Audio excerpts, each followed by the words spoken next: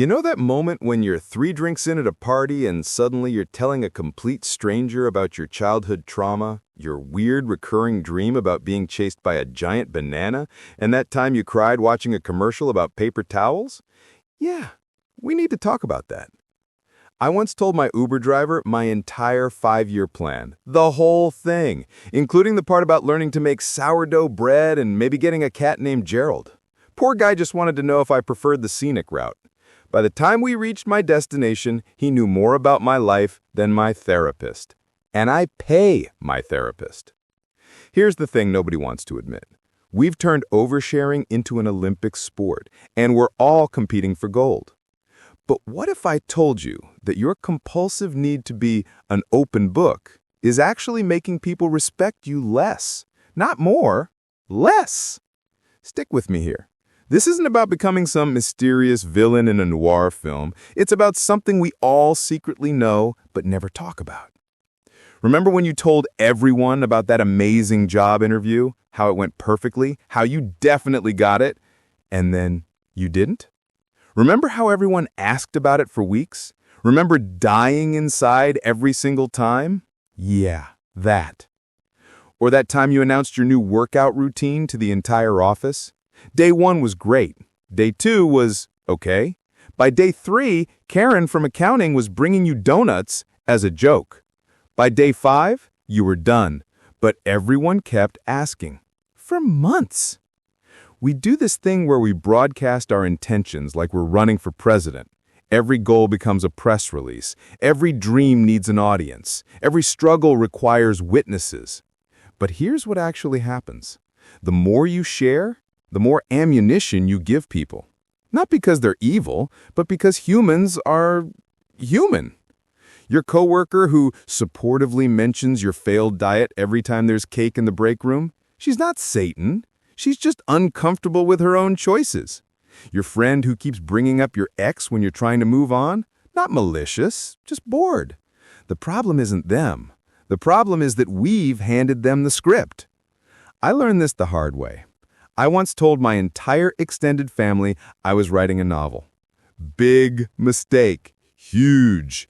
Every family gathering became an interrogation. How's the novel? When can we read it? Is it about us? The novel? It was 3 paragraphs about a detective who solved crimes using only interpretive dance. I abandoned it after realizing it was terrible. But I couldn't abandon my family. They still ask about it. It's been 4 years. Here's what nobody tells you. Every successful person you admire, they're editing themselves constantly. Not lying, editing. There's a difference. Think about it. Your favorite CEO doesn't tweet about their nervous breakdown before a board meeting. That actor you love doesn't post about bombing an audition. Your seemingly perfect neighbor doesn't share their marriage problems on the group chat. They're not fake. They're strategic. You are not one person. You're like a disco ball. Different faces reflecting different lights depending on who's looking. And that's not inauthentic. That's human. You're one person with your mom, another with your boss, another with your best friend, another with the barista who knows your name but not your story. And that's exactly how it should be. The moment you try to be the same person with everyone is the moment you lose yourself, because you end up being nobody to anybody. Here's the framework that changed everything for me. I call it the need-to-know basis system. Revolutionary, I know. First, identify your vault people. These are the 3 to 5 humans who get the unfiltered you, the ones who've seen you ugly cry over a commercial, the ones who know about the banana dream. Choose wisely. Most people think they have 20 vault people. They have 2. Second, practice the art of the delayed reveal. Working on something big? Shut up about it. I'm serious. Zip it, lock it, put it in your pocket. Work in silence. Let success make the noise. When I started my business, I told exactly nobody for 6 months. 6 months of people thinking I was unemployed. 6 months of concerned texts from my mother. 6 months of friends offering me job listings. Then boom, launch day. Suddenly, I'm an entrepreneur. The shock value alone was worth the silence. Third, master the strategic pivot. Someone asks about something you don't want to discuss? You don't owe them your truth.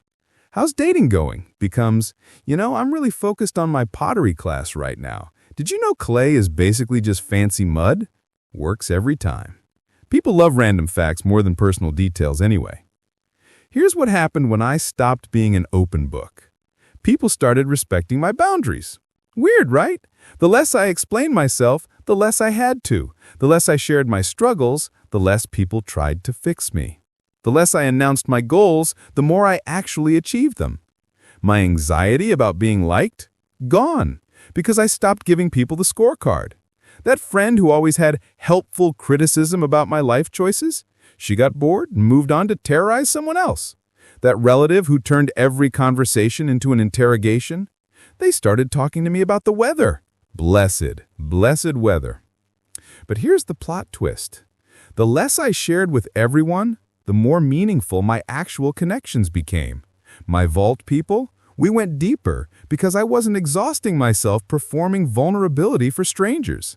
I stopped being intimate with everyone, which meant I could actually be intimate with someone. The biggest revelation? Nobody actually cared as much as I thought they did. That novel everyone asked about? They forgot. That diet I announced? Old news. That dramatic breakup I overshared? Old news. We think we're the main character in everyone's story. We're barely a footnote in most people's days. And that's liberating as hell. You know what's funny? The most interesting people you know are probably the ones you know the least about. That friend who casually mentions they lived in Japan for 2 years? Fascinating. The coworker who drops random skills into conversation? Intriguing. The neighbor who might be a spy or might just like gardening? Captivating. Mystery isn't about being cold. It's about being selective. It's about understanding that your story is valuable, and valuable things aren't just scattered around for anyone to pick up. So here's my challenge for you. This week, try keeping one thing completely to yourself. One goal, one project, one feeling. Don't tweet it, don't Instagram it, don't casually mention it to your barista. Just hold it. Let it be yours. Watch what happens when you stop seeking permission to exist. Watch what happens when you stop crowdsourcing your confidence. Watch what happens when your success shows up without a warning label. Because here's the truth bomb nobody wants to hear. The people who really love you, they don't need your constant updates. They don't need your emotional spreadsheets. They don't need your life served to them like a reality TV show. They just need you. The real you. The one you show to 3 people and your cat. And everyone else? They can enjoy the edited version, the theatrical release, the one where you cut out all the boring parts and keep the good stuff. You're not lying, you're curating. There's a difference. Museums don't show every single artifact they own. They choose carefully. They create an experience. They tell a story. Your life is the same. You're the curator. You decide what goes on display.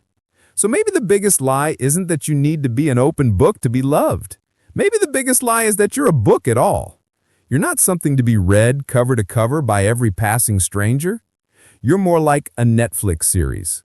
Some people get the pilot, some people get a full season, and only a select few get the director's commentary. Subscribe in order to not miss out on the next part, which tells you 5 things successful people never share and why you should not share them too.